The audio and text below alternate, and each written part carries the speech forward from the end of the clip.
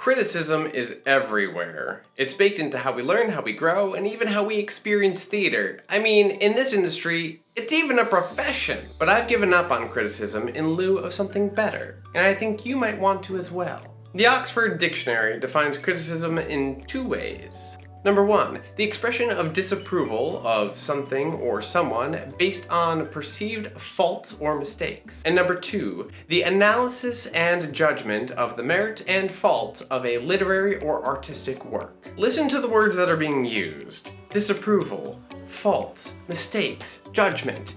These are not positive words. And you may be thinking, well duh, Michael, that's the whole point, to point out what's bad and wrong. And hey, I'm not disagreeing with that. I think that is the entire point of criticism. To make judgment based on what one determines is purposely or intentionally incorrect. But who is that serving? Let's take a simple concept and play it out. A child comes to you with a picture they drew of their family in front of their house. It's a moment of both vulnerability and pride, showing this artistic endeavor to another human. And let's say that you respond with criticism. You might say, that's not a very realistic drawing of your family, or of humans really. Humans are a lot more complex than just stick figures. Also, your mother is shorter than your father, and your house is really more of a sky blue and less cerulean. It is otherwise relatively accurate with some room for artistic license.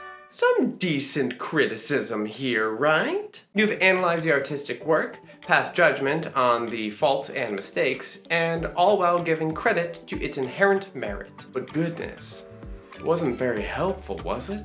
Likely, you have succeeded in making the child feel badly about what they have created, squashed their pride, poked their vulnerability right in the eye, and all while positioning yourself as superior. There's gotta be a better way. Well, some of you might think, okay, well, let's go with critique instead of criticism. That's different enough. Well, to begin with, French critique and English criticism are both derived from the same Greek word, which means judge. So, it's not a great start. But we definitely do use those words distinctly today, so let's take a look at the Oxford definition. A detailed analysis and assessment of something, especially a literary, philosophical, or political theory. Hey, no mention of judgment in there at all. In fact, there aren't even any negative words, so this might be the one, right? Well, let's apply it to our child picture situation.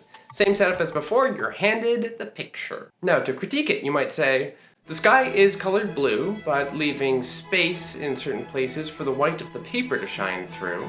The house seems to scale based on the sizes of the stick figures representing people. The height of the parents has been altered for this interpretation, as has the color of the house. All other elements seem to point toward an artistically accurate representation of the subjects in the picture. Heartwarming, right? Again, we must ask, who is this serving? Because likely you will have just left the child confused and perhaps disappointed that their pride and enthusiasm were not met with any positivity. You've also positioned yourself as an expert here, and perhaps with less superiority than the criticism vibe. But again, we have to ask, where do we go from here? I'd now like to introduce the route that is, in my opinion, the most useful for art, artists, and creation of all kinds. Feedback. I will say that I use a particular type of feedback process and structure in all of my coaching and courses, which works wonderfully, and you can check all those out by clicking the links in the description below. But let's begin with the definition of feedback. Information about reactions to a product, a person's performance, etc., which is used as a basis for improvement. Reactions as a basis for improvement. Now that sounds like it could be useful. Let's find out. The child hands you their picture and you say, thank you for sharing this with me. Now, it's a piece of creation, so you could react to it in any number of ways, right? How are you going to know which way is the best way to react to it, keeping in mind the end goal of improvement? Why not ask, what is this a picture of? You may be expecting a response like my family or my house, but instead the child says, my favorite things, sunny days with my family at home. And now we have the information and we can react. You can reflect back and tell the child what you see as the happiness in what's been drawn and how it shows their favorite things. And you can then ask of them about their other favorite things which didn't make their way into this picture. Should they be added, or could they be part of a new picture? Now, nowhere in there did the child say that realism was their goal. And if it wasn't mentioned as a goal, then it doesn't matter at all to their artistic interpretation.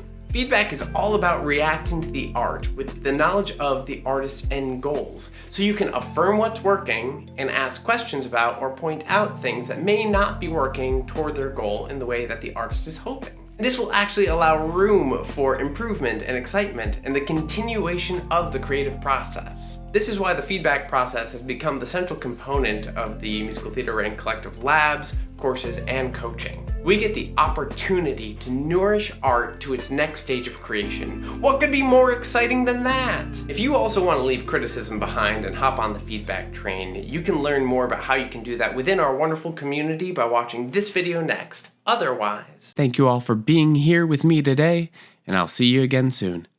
Cheers!